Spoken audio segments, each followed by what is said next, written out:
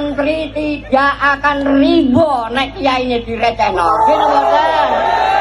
Sing marai akhlakul karimah, sing marai awak dhewe nek sing gak oleh gak cewek iku sing marai ya kiai.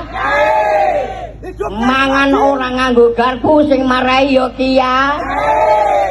Nek mangan kudu nganggo tangan tengen iku ya kiai. Saya sebagai alumni tidak ridho bahwa Syekh kita Anwar Mansur dilecehkan oleh Trans 7.